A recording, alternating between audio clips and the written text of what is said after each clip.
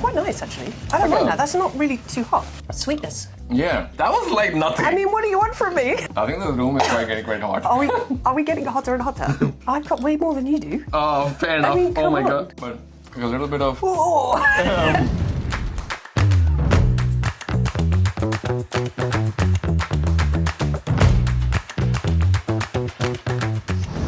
Welcome to another edition of Unnamed Show so far. We're gonna do some hot food and try some different Dutch dish today, which is the traditional pizza from Italy, because we could not find bitterballen. So we have pizza and we have hot sauces, but we have someone special as well. Helen, would you mind introducing yourself to the audience and tell us a bit about yourself as well, how you got into the whole space of cybersecurity? Yeah, so I'm Helen McLaughlin. I am the head of Security Enablement and Culture at Mambu, which is a SaaS banking platform, or core banking engine in the cloud. I guess I sort of fell into IT about, how long ago, 25 years ago. I got a job just working sort of network billing for network. It was a migration that had gone wrong, and so they were looking for people who had basic understanding that they could tell you, you need these different points. So I started there, did network migrations, rollouts, software development lifecycle management, and then like development projects, application management, and then at that point, so I'd sort of gone all the way through, like up the OSI model almost. Right. And then I decided about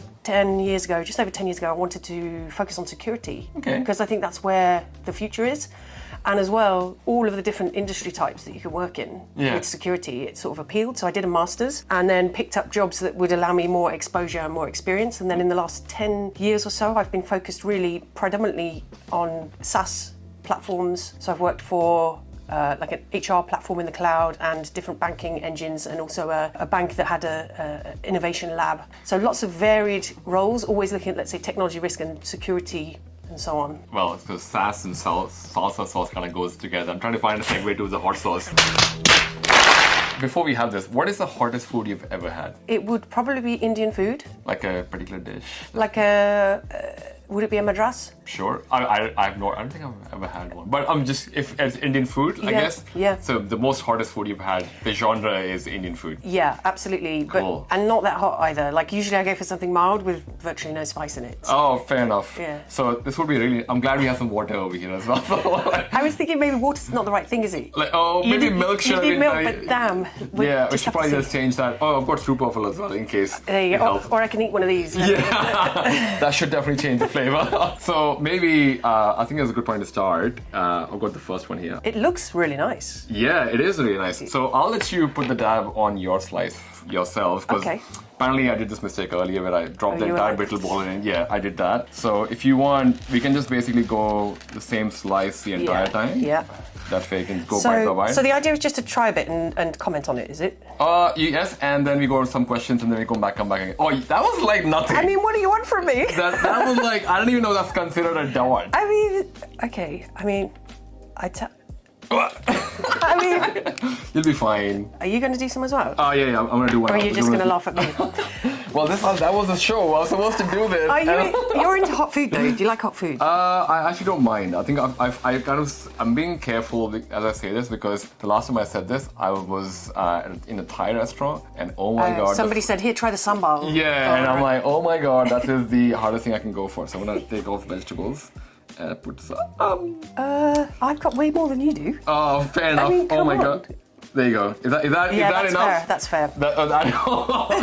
Is that fair? Okay, Yeah, fair enough. All right, so this is the sauce we're trying now. We're gonna cheers to this bite. Cheers. Let's see. Whoa. It's also testing our resilience as well. It's quite nice actually. I don't mind that. That's not really too hot. Well, it will be a gift later on for you to try. It's a gift I would keep giving later on. Really? I don't know, like I haven't tried it. Like I've already had this is the second time having it. Yeah. I kind of underestimated the power of this spicy sauce. It's all over the tongue. Yeah. It's like front to back. What do you tell non-technical people what your profession is when you meet them for the first time? I say something along the lines of, you have a bank account, we keep that secure from hackers or bad people. that's a good fair enough description. Yeah. Yeah. If there's one thing that you could change about the way we do cybersecurity right now, what would that be? I think it's maturing nicely already as an industry. If you look at the standards that are out there and the, let's say, certifications and so on, I think we're all starting to speak the same language. All right. Yeah. And I feel like if you're looking at, let's say, roles that are out there, there's starting to be standardization of the type of roles that are being done. Yeah. Like it's getting more mature, and I quite like that. Oh, actually, that's true though, because depending on, I mean, I guess it depends on the industry as well. Because if you go to like an OT industry, like an operation technology kind of, they're doing a lot more IoT and all of that, which I have no idea what that would be about. But it's a good point. That which leads me to another question: what is your most favorite framework and why? I just immediately want to tell you my least favorite. That was the intent, so this is perfect. So. It just came up like, I don't like ISO 27001. Oh, funny. We just had a conversation with someone who loves. I can't. So why do you not like it? No way, man. We have a phrase in Holland, which I probably can't say. Mierennoka. It means that they go like an ant basically, which maybe we need to edit that out.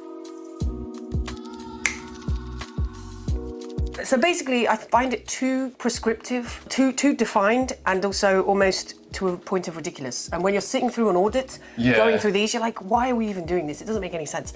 I prefer, let's say, the frameworks that are, like, I've been working with obviously stuff for SOC 2, which is CISO framework, and it gives you an objective. Yeah. And then you define and design your controls around it so that it actually makes sense, and then you can capture the right evidence. Whereas I feel like ISO seems to have become about gathering paper for the sake of gathering paper, which I don't see a lot of value in. Actually, I can see that as well. Yeah, I think, and the fact that it's very prominent in UK, Europe, and stuff as well probably makes it even more harder to update even more. Because I think British standards is where it came from. Yeah, no wonder it hasn't changed. Yeah, from government. Like hopefully the UK doesn't hate us after this. The UK government shuffling papers, basically.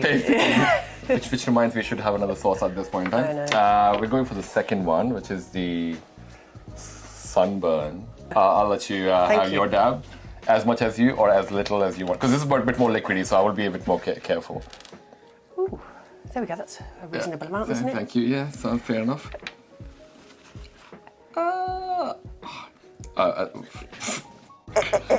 Keep going. Yeah, I was like, what is going on here? Anyway, cheers. Cheers. Yeah.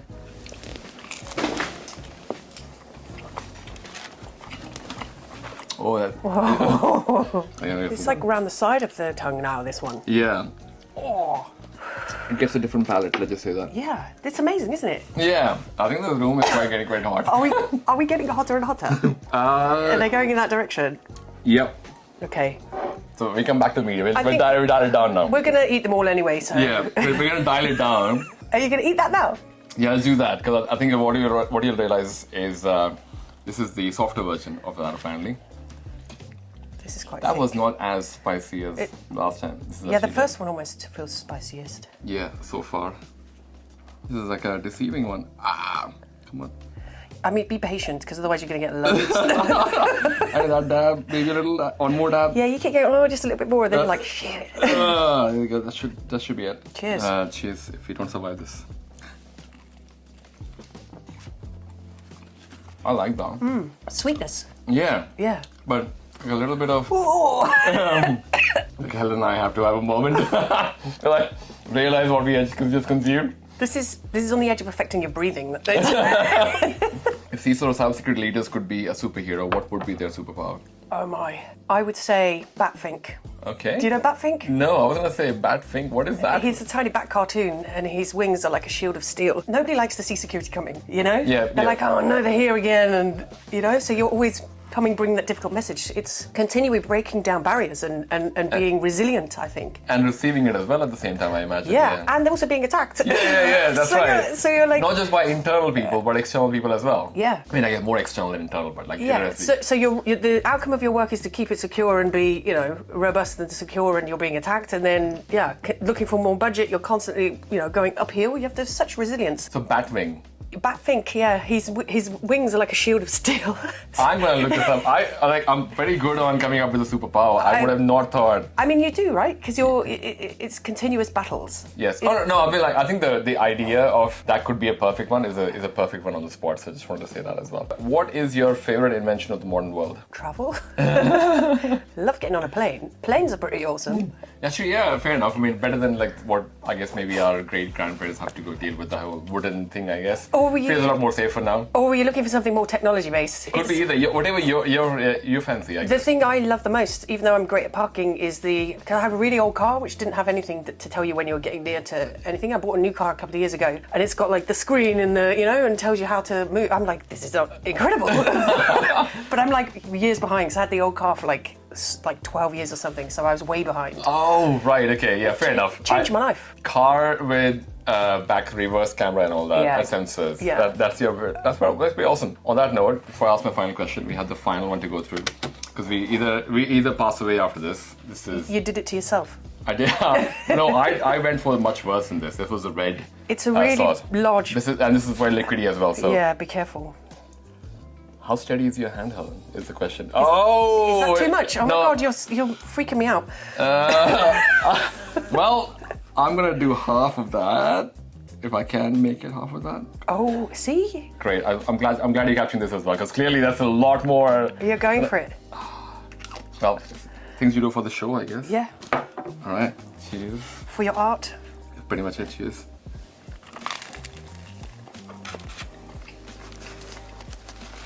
Is this Scotch bonnet or something? I think. Oh, Actually, it's not bad. it's actually not. I was expecting it suddenly to come and kick me, but it's Maybe it's a bit bitter bone. That is actually bad. probably because you dipped it in the whole bitter bottle in it. That wouldn't have helped. Maybe. Yeah. Because this was definitely the hottest earlier. Now it's the mildest.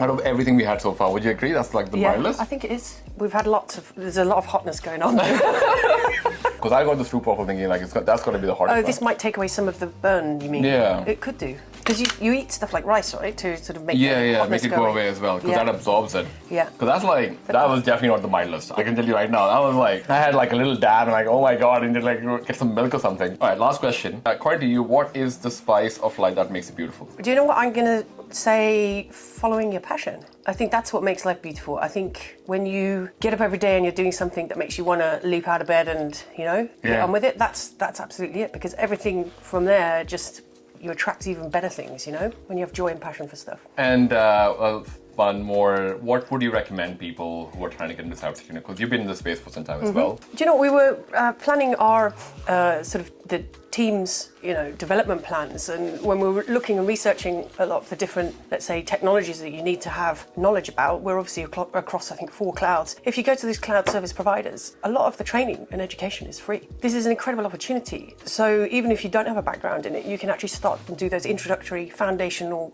kind of courses. And then the exams are not that expensive either. They start at like $99 or something. I feel like I'm a saleswoman for the CSPs, but if you really want to get into it, there's really cheap ways of actually getting certified or getting your foot in the door. And I think there's another trend that I've seen starting, which is where there are some companies that actually reskill people. And we've been having a couple of conversations with them where they bring somebody on, they train them in the basics and then transition after a, 8 or 10 week period, and then transition them into the organisation. Obviously they start in more junior roles. Yeah. But I was like, okay, that's another trend that I'm seeing. So one is you can go get out there, roll up your sleeves and get involved yourself. And the other one is if you've got no experience, you can actually go via one of these firms that retrains and reskills. Interesting. And a lot of it can be done from remote as well. That's the other thing. You don't necessarily have to move somewhere to go and get those jobs. Those entry-level jobs you can do, from home. Yeah, wow. So the opportunities really are endless. It depends on what you want to do. That's pretty awesome. And I guess very different too, I guess, when we started in cybersecurity. I guess there was nothing like that.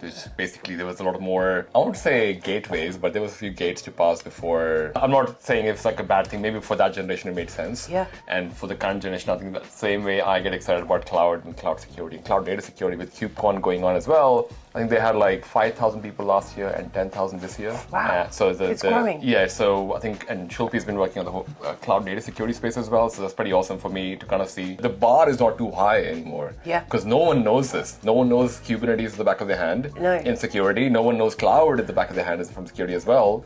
So it's a lot to learn. That's the nice thing about it as well. A job in tech and a job in security. Yes. I'm having the same. Yeah. It's constantly evolving, so you do have to keep learning and Yeah. retraining and getting to understand stuff. That's one of the things that I love about it the most, is you're always evolving. And on that note, because I'm getting sniffly now. So is Helen. Where can people find you if they will have questions about cybersecurity or just want to get to know you? Reach out on LinkedIn. Helen McLaughlin at Mambu, and you can, ping me, say hi, let's connect. And if you're looking for a job, we're looking for application security engineers and infrastructure security engineers, so hit me up. There you go. Application security engineers, you've heard this. Thank you for coming on the show, and thank you everyone for watching as well. Hopefully you enjoyed our little expedition with hot sauces in Amsterdam as well. Thank you. See you on the next video. Cheers. See you.